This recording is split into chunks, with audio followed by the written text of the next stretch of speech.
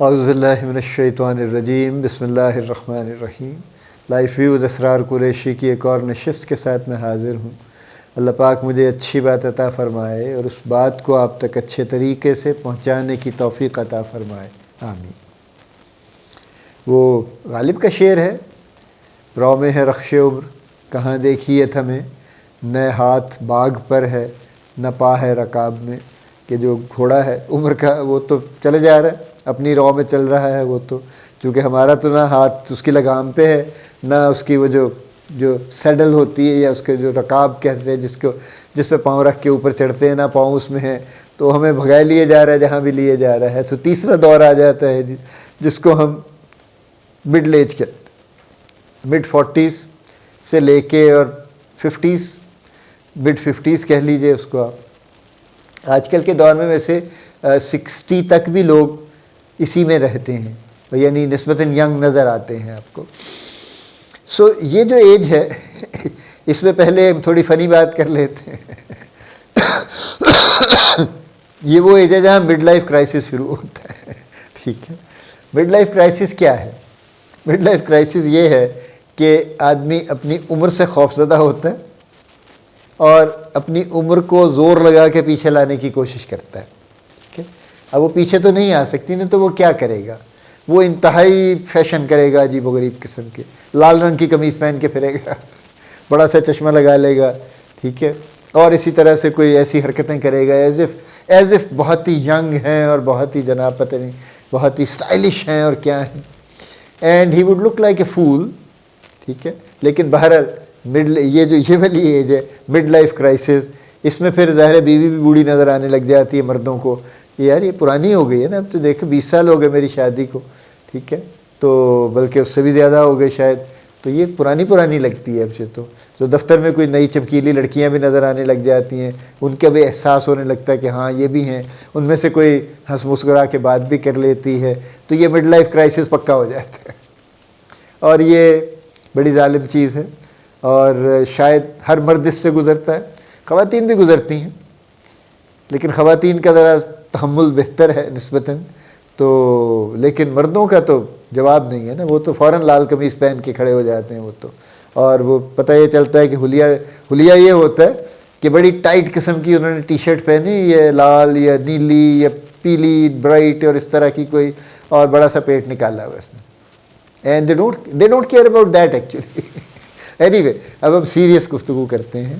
یہ وہ ایج ہے جس میں اب اگر آپ کی زندگی ماشاءاللہ ترتیب سے گزر رہی ہے تو اب آپ ایک سینئر پوزیشن میں ہوں گے، آپ کی ذمہ داریاں اس لحاظ سے بڑھ جائیں گی کہ ان کا وزن بڑھ جائے گا، لیکن آپ کی شاید جو ٹائم کی کمٹمنٹ ہے وہ تھوڑی سی بہتر ہو جائے گی، کم ہو سکتی ہے، ڈیپینڈس، کچھ جابس میں نہیں بھی ہوتی، لیکن میں نے یہ دیکھا ہے کہ یہ والے ایج کے جو لوگ ہیں نا، ان کو ویسے ہی دفتر سے محبت ہو جاتی، اور یہ چاہے وہ گورنمنٹ سروس میں ہیں، وہ وہاں رات کو 9-10 بجے تک بیٹھے رہتے ہیں اور اس میں گپیں ہیں، زیادہ تر کام نہیں ہے، تھوڑا بہت کام بھی ہو جاتا ہے لیکن وہ چلتا رہتا ہے، اچھا وہ ادھر کی گوسپ، یہ اس کی فلاں، یہ وہ، اور پرائیویٹ سیکٹر میں لوگ اپنی کارکردگی دکھانے کے لیے بیٹھے رہتے ہیں، کام نہیں ہوتا۔ کام تو کبھی کبھار ہوتا ہے نا، وہ بیٹھ کے کچھ نہ کچھ تو حرکتیں کرتے ہی رہتے ہیں کام کی خاطر یا کام دکھانے کی خاطر، لیکن وہ کام دکھانا ہے، کام کرنا نہیں ہے ایکچولی۔ میں بہت سخت ووکل ہوں اس کے بارے میں۔ کوئی جاب ایسی نہیں ہے جس میں کسی بھی ایک بندے کو ہر روز رات کے 10 بجے تک بیٹھنا پڑے، کوئی جاب ایسی پاکستان میں نہیں ہے، ٹھیک ہے، امریکہ میں ہے، یہاں نہیں ہے۔ تو یہاں پہ جو لوگ 10 بجے تک بیٹھتے ہیں وہ یا گھروں سے فرار حاصل کرنا چاہتے ہیں یا وہ ٹھنڈے کمرے میں بیٹھنا چاہتے ہیں، جو گھر میں شاید ٹھنڈا نہیں ہوتا اتنا یا بل آتا ہے اس کا، تو ان کی کوشش یہ ہے کہ بس ٹھیک ہے زیادہ وقت یہیں گزار لیں۔ گھر والوں کا کیا ہے، ان کی خیر ہے وہ گرمی میں بیٹھے رہیں گے، میں جاؤں گا تو پھر ہم رات کو اے سی چلا لیں گے، ٹھیک ہے۔ یہ لیکن آن اے مور سیریس نوٹ، یہ وہ وقت ہے کہ جس میں آپ کا زندگی آپ کی ماشاءاللہ بہتر ہو جائے گی، بہت بہتر ہو جائے گی، آپ کے وسائل بہت اچھے ہو جائیں گے، آپ کے بچے گرو اپ کر جائیں گے، اگر آپ کے بچے ہیں تو آپ کی ایک اپنی کمپینین شپ ایسوسیشن اپنی وائف کے ساتھ بڑی ساؤنڈ ہو جائے گی، and you will be able to find time, جو پچھلی فیز میں آپ نہیں نکال پا رہے تھے، اب آپ ٹائم نکال سکیں گے. اب آپ once in a while you can afford vacation also. آپ ضروری نہیں ہے آپ نے امریکہ ہی جانا ہے ویکیشن لے کے یا یورپ ہی جانا ہے. آپ کہیں پاکستان میں چلے جائیے، and if you can afford قریب کہیں چلے جائیے. قریب بہت اچھی خوبصورت جگہیں ہیں دیکھنے کے لیے جہاں پہ آپ جا سکتے ہیں. You can have a family vacation. تو اس طرح کی چیزیں اب آپ کر سکتے ہیں. یہ لگژریز اب آپ کی ریچ میں ہے اب آپ کی. تو اس ایج میں کرنے کا کیا کام ہے؟ اس ایج میں اب کرنے کے جو ظاہر ہے اب اس میں سب سے پہلا فوکس تو اپنی ہیلتھ، چونکہ اب یہ وہ ایج ہے جس میں بہرحال ایک ٹوٹ پھوٹ تو شروع ہو جاتی ہے نا. تو ہیلتھ مینٹین کرنے کے لیے ڈائٹ پھر چینج ہو جائے گی. پھر آپ ہر روز صبح پراٹھا نہیں کھائیں گے ٹھیک ہے، اور رات کو کڑھائی نہیں کھائیں گے ہر روز. کبھی کبھار کھا لیجیے لیکن یہ نہیں ہو سکتا. وہ کراچی کے میرے ایک ہیں پرانے کولیگ، وہ تصویریں اکثر وہ لگاتے ہیں، میں حیران ہوتا ہوں. They are all in 60s. 6-8-10 لوگ جب کہیں اکٹھے ہو جاتے ہیں، اکثر ہوتے رہتے ہیں ویکینڈز وغیرہ پہ، اور ہمیشہ یا نہاری کھائیں گے یا پائے کھائیں گے. ان کی ہمت کی میں داد دیتا ہوں کہ وہ they are all 60+، some nearing 70، اور وہ ماشاءاللہ انتہائی دل جمی کے ساتھ پائے اور نہاری اور اس طرح کی الائے بلائے کھائے چلے جا رہے ہیں. سب طرف ہیں، لاہور میں بھی بہت ہیں، ہر طرف ہے. لیکن یہ بہت مناسب نہیں ہے. بہتر یہی ہے کہ آپ اپنے آپ کو ذرا بیلنس میں رکھیے ہر لحاظ سے، اور اپنے آپ کو اچھا رکھیے تاکہ آپ اپنا فزیکلی مینٹلی ہر لحاظ سے سٹیبل رہیں. اور آپ اس طرح کا پریشر نہ ساتھ میں ایڈ کر لیں. جو کام کا پریشر ہے وہ تو رہتا ہی رہتا ہے، لیکن یہ ایڈ نہ کر لیں کہ مجھے تو جناب میرا تو کولیسٹرول بہت زیادہ ہو گیا تو مجھے تو فلاں کرنا پڑے گا. اور اگر خدا نہ خواستہ کوئی چھوٹا موٹا ہارٹ اٹیک ہو گیا تو اس کے بعد تو ویسے ہی بیٹھ جائیں گے پھر کہ اب کیا کریں، اب تو بڑا مشکل ہے. ڈائبٹیز ریمپنٹ ہے پاکستان میں. تو ڈائبٹیز ظاہر ہے 40s میں تو ہو ہی جاتی ہے نا اکثر لوگوں کو. جو میجورٹی کو ہو رہی ہے وہ ظاہر ہے تھوڑی اسی ایج میں ہوتی ہے نا. آلدو آج کل ویسے ڈائبٹیز کا پیٹرن عجیب و غریب ہے. ینگ لوگوں کو بھی ہو رہی ہے اور بوڑھے لوگوں کو بھی ہو رہی ہے. پہلے کبھی سنتے تھے ہم کہ جی 60 سال کی عمر تک اگر نہیں ہوئی تو نہیں ہوگی، لیکن اب 60 کے بعد بھی ڈائبٹیز ہو رہی ہے. ساری چیزیں ہے باہر ہو گئی ہیں. تو صحت، اور اب آپ کو اس سٹیج پہ اب آپ کو صحیح معنوں میں مینٹورشپ اور اس طرح کی چیزیں کرنے کی ضرورت ہے.